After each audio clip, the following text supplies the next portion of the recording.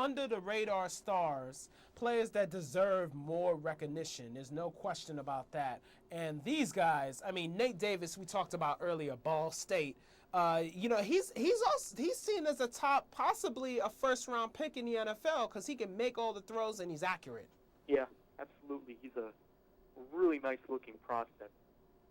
Definitely. Him and Lefevre, that'll be an interesting matchup. And speaking of Lefevre, his receivers, Brian Anderson and Antonio Brown, I mean, these receivers, Anderson had 90 catches, over 1,100 yards, and Antonio Brown as a freshman, people talk about Michael Crabtree, but Brown as a freshman had over 100 catches. He's got a luxury to have those weapons to throw to. No doubt about it. Let's talk about Rusty Smith, Florida Atlantic. Well, it's very interesting because they play Texas first game, and FAU's coach Schnellenberger, Howard Schnellenberger, the former Louisville coach and Miami coach, called out Texas as being soft, and so it's going to be interesting if Texas comes out maybe over aggressive, bite on some play fakes, and get burned deep. Probably not, but this quarterback definitely has the ability to make them pay for any mistakes. So it's going to be interesting how many points they can put up on the board against Texas. Yeah, that'll be interesting. And they have a very tough schedule at Texas, at an underrated Michigan State team, and at Minnesota. But talk about Michigan State, Javon Ringer, running back for Michigan State. This guy has a chance to possibly be player of the year in the Big Ten.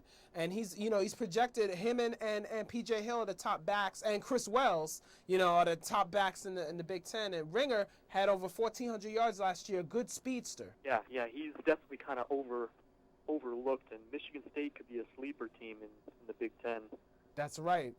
And then Terrell Fenroy, very interesting young man out of Louisiana Lafayette. He's going into his senior year, and he's about to become the 7th running back in the history of FBS Division football to have 4,000-yard seasons, joining running backs like Tony Dorsett and Ron Dane, etc. So that's pretty big for Fenroy. Oh, it's just a tremendous accomplishment. It just shows what kind of player he is.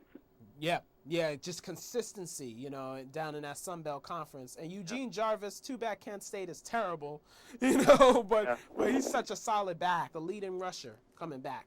Yeah, I mean, I being in Northeast Ohio, I kind of know about him. I mean, he's got a chance to have a future. Unfortunately, he's not playing for a good team like we just said. Yeah, that's true. And last but not least, Mike Thomas led the Pac-10 last year in receptions, 83 receptions and 11 touchdowns as well. Yeah, he's going to have a big year to keep Mike Stoops off the hot seat. That's for sure, because Arizona, a lot of pressure, a lot of Pac-10 coaches under pressure with Mike Stoops and with Ty Willingham. It's going to be interesting. Kenny McKinley from South Carolina. He has a chance to break Sterling Sharp's record for receptions at South Carolina. And if they can get their quarterback situation and offensive line situation squared away, he's going to have a great year, just like many South Carolina receivers have in the past. And he will be a nice NFL prospect. That's right, as recent as Troy Williamson and Sidney Rice. Yeah. Fun as always talking about this stuff. I just can't wait to this weekend. Yes.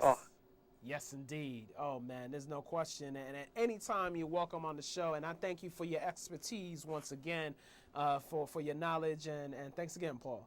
Yeah, vice versa.